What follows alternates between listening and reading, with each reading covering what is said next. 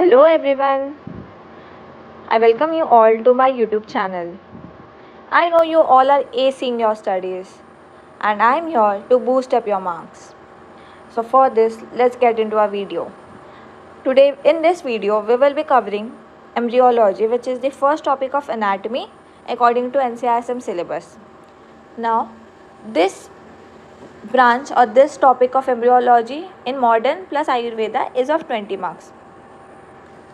So in examination, it could be whole of modern of 20 marks, it could be whole of Ayurveda 20 marks, or it could be 10 marks modern and 10 marks Ayurveda.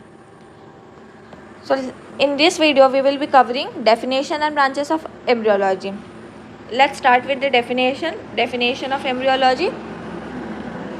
The branch of biology and medicine that deals with the study of embryos and their development.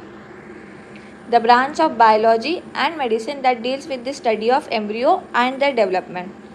मतलब एक ऐसी branch biology और medicine की जो embryos और उनके development के बारे में स्टडी करती है, उसे हम एम्ब्रियोलॉजी कहते हैं.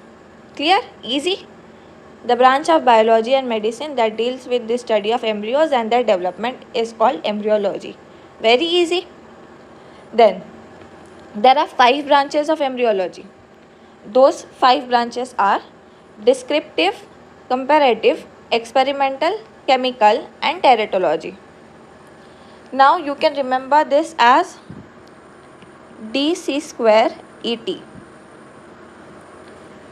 DC square ET, which is descriptive, comparative, chemical, experimental and teratology. DC square ET. There are 5 branches of anatomy. DC square ET, descriptive, comparative, chemical, experimental and teratology. Now what is descriptive? A branch of embryology which deals with the description of what? Structural feature of embryo at of various stages. मतलब एक ऐसी branch embryology की जो embryo के structural features को deal करती है, मतलब उनके स्ट्रक्चरल फीचर्स को स्टडी करती है वेरियस स्टेजेस पे. मतलब अलग अलग स्टेजेस पे जब एम्ब्रियो को स्टडी किया जाता है और जिस ब्रांच के द्वारा स्टडी किया जाता है उसे डिस्क्रिप्टिव कहा जाता है. इजी? क्लियर? इसके बाद हम कंपैरेटिव देखते हैं. DC, which is a branch of embryology that study the structural features among the embryos of different animals. Embryos of different animals. ऐसी ब्रांच एम्ब्रियोलॉजी की जो स्ट्रक्चरल फीचर्स तो स्टडी करती है, एम्ब्रियो के स्ट्रक्चरल फीचर्स तो स्टडी करती है, लेकिन डिस्क्रिप्टिव में क्या था? वेरियस स्टेजेस पे. इसमें ये दूसरे स्पीशीज़ के एनिमल्स होते हैं उनसे कंपेयर करके स्टडी करती है. ये किस में हो गया? कंपैरेटिव में. अब नाम से ही समझ आता है कि किसी से तो कंपेयर कर रही होगी. तो ऐसी फील्ड जो दूसरे स्पीशीज़ के एनिमल से हमारे ह्यूमन एम्ब्रियो को कंपेयर करती है, उस फील्ड को कंपैरेटिव एम्ब्रियोलॉजी कहा जाता है. उसके बाद है experimental embryology. Experimental embryology in the sense जिसमें एक्सपेरिमेंट्स होते हो. और ये एक्सपेरिमेंट्स किस में इम्पॉर्टेंट होते हैं? तो ये experiments field of cloning of animals, जिसमें ऐसी फील्ड जिसमें एनिमल्स की क्लोनिंग होती हो. जेनेटिक्स में, ऑब्वियसली जेनेटिक्स में तो सारा ही आ गया. और टेस्ट ट्यूब बेबी किस फील्ड में इम्पॉर्टेंट है? Field of cloning of animals, genetics and test tube baby. Then the fourth field is DC square. C is done over here, comparative. Now C again. The developmental stages are studied by the biochemical and physiological techniques. ऐसी branch जो embryo के developmental stages को तो study करती है, लेकिन biological, biochemical and physiological techniques use करके.